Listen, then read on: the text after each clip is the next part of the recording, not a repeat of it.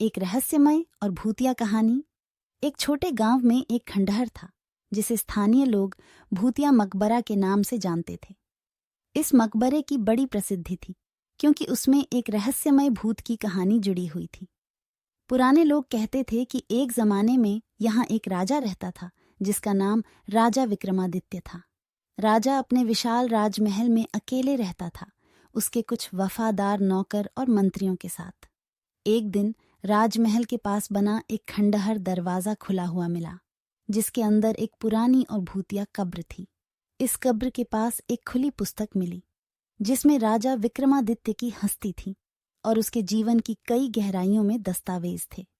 दरअसल राजा विक्रमादित्य एक विद्वान और ज्ञानी राजा थे जो रहस्यों और विज्ञान में रुचि रखते थे। उन्होंने एक प्राचीन ज्योतिषीय पुस्तक से एक विशेष यंत्र बनवाया था जिससे वो भविष्य की घटनाओं को देख सकते थे। लेकिन एक दिन जब राजा विक्रमादित्य ने यंत्र का प्रयोग किया, कुछ गलत हो गया और एक भूत उसके यंत्र में उदय हो गया। राजा विक्रमादित्य ने भयभीत होकर भूत से पूछा, तुम कौन हो और क्या चाहते हो? भूत बोला, मैं एक आत्मा हूं जो इस यंत्र के द्वारा आज को आधुनिक जगत में फंसा हुआ हूं। मेरा जीवन संतान सुखदायी रहा, लेकिन मेरे प्रयासों से मेरा स्थान और मेरी विद्या लोगों के बीच लुप्त हो गई। मेरा यह संसार देखने की एकमात्र इच्छा है, तभी तो मैं आज तक इस यंत्र में फंसा हूं। राजा विक्रमादित्य ने समझा कि यह भूत आत्मा भटकी हुई है और उसे शांति दिलाने की कोशिश की। उन्होंने भूत से कहा, तुम्हारी इच्छा को पूरा करने के लिए मैं तुम्हारी मदद करने को तैयार हूं।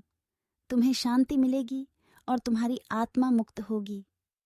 राजा विक्रमादित्य ने उस यंत्र को ध्यान से पढ़ा और एक विशेष मंत्र का उपयोग करके भूत को उसमें से मुक्त किया। भूत की आत्मा एक उजाले से भरी हुई रोशनी में विलीन हो गई। इस कहानी से यह सीख मिलती है कि हमें रहस्यों के पीछे न भागना चाहिए और न किसी भूत प्रेत की बातों में विश्वास करना चाहिए। विज्ञान, ज्ञान और शांति से भरा हुआ हमारा जीवन हमें सच्ची सुख शांति की प्राप्ति के लिए काम आता है।